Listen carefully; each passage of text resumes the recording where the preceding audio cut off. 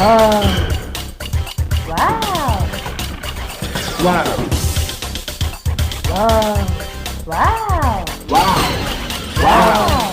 Wowmachine.com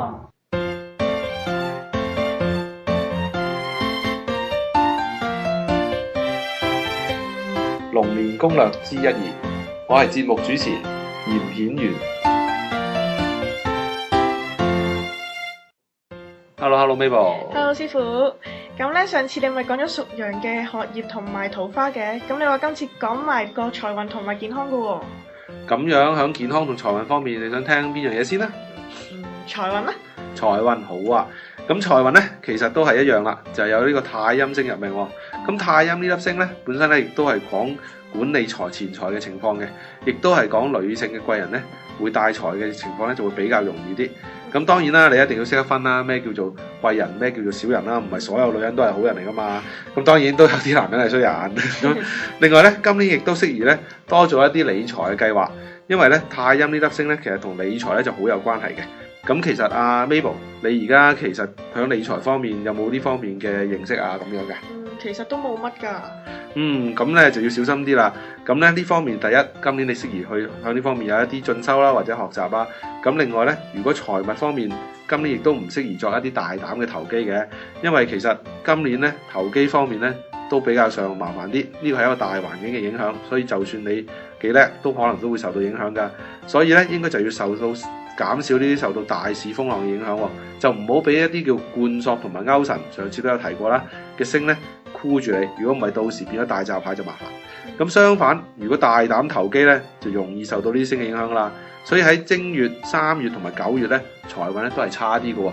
咁所以咧，喺偏財方面，如果你真係想有少少進帳嘅咧，咁可以留意即係農曆嘅5月同埋10月嘅，或者都會有啲機會。不過我都唔係好鼓勵啦。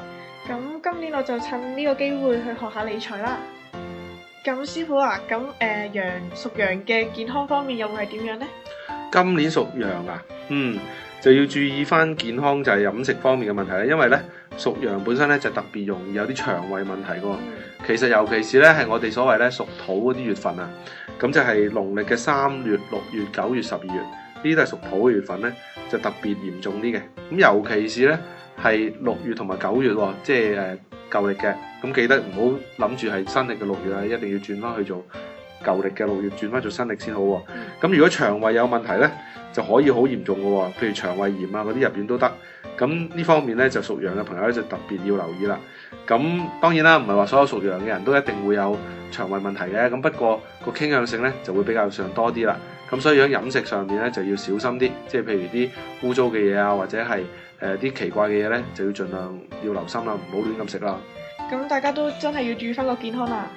Mabel 啊，咁其實你仲有啲咩屬於羊嘅問題係想問嘅？咁我想知道我同咩生肖會比較夾啲㗎？屬羊嘅咧，其實同屬馬嘅啦，就會比較上夾啲嘅。咁另外咧，同屬兔嘅啦，同屬豬嘅咧，都會係比較夾啲嘅喎。咁樣，你有冇朋友係屬呢啲生肖㗎？哇，好多啊，真係好啊！咁就好啦。